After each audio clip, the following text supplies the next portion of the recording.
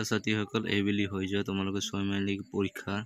question paper তোমালোকৰ মাজত লৈ আহিছোঁ 2024 আৰু 2025 শ্ৰেণী আছে চতুৰ্থ বিষয় আছিল গণিত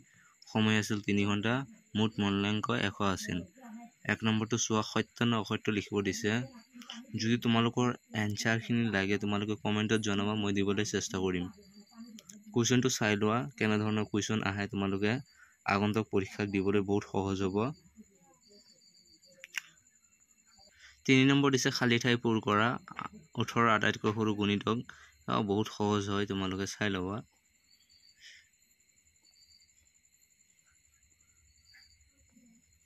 4 নম্বৰ দিছে তলৰ সংখ্যাটো বিস্তাৰ কৰা 5 নম্বৰ চোৱা তলৰ সংখ্যাবোৰ ডাঙৰৰ পৰা সৰুলৈ সজোৱা দিছে তোমালোকে সৰুৰ পৰা ডাঙৰলৈ সজাবা একদম সহজ যোগ কৰিব দিছে তাৰপিছত 7 নম্বৰটো দিছে চোৱা পূৰণ ওলোৱা পূৰণ একদম সহজ ছুটি নিয়মৰে হৰণ কৰা 9 নম্বৰটো দিছে যিসকলে মোৰ চেনেলটো নতুনকৈ আহিছে তোমালোকে চেনেলটো সাবস্ক্ৰাইব কৰিবলৈ নাপাহৰিবা কিয়নো এটাকে ভিডিও বনাবলৈ বহুতখিনি কষ্ট লাগে তুমি চেনেলটো সাবস্ক্ৰাইব কৰি যাবা পাৰিলে এটা লাইক কৰি দিবা আৰু 14 নম্বৰটো চোৱা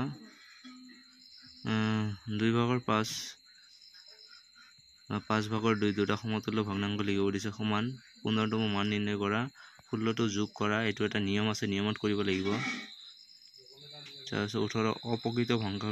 ভগ্নাংশলৈ নিয়া 18 চোৱা 20টো চোৱা কৰি দিয়া নাই যেহেতু ভিডিওটো বহুত ডাঙৰ হ'ব সেইকাৰণে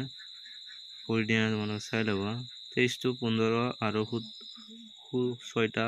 15 গণিতক লিখা একদম সহজ যদি তোমালোকৰ এনসাৰ লাগে কমেন্টত জনাবা আৰু চেনেলটো সাবস্ক্ৰাইব কৰিবলৈ নাপাহৰিবা তোমালোকে আজি কুৱেশ্যন পেপাৰটো দি আছো তোমালোকে চাই ল'বা যদি মনোযোগেৰে স্কিপ নকৰিবা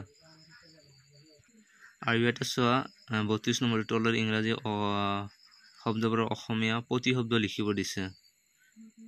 তাৰ পিছত 23টো চোৱা তলৰ ক অংশৰ লগত খ অংশ শব্দসমূহ আজ টানি মিলোৱা এটো ইংলিছত দিয়া আছে আৰু অসমীয়া দিয়া আছে তোমালোকে মিলাব দিছে এক নম্বৰ সহজ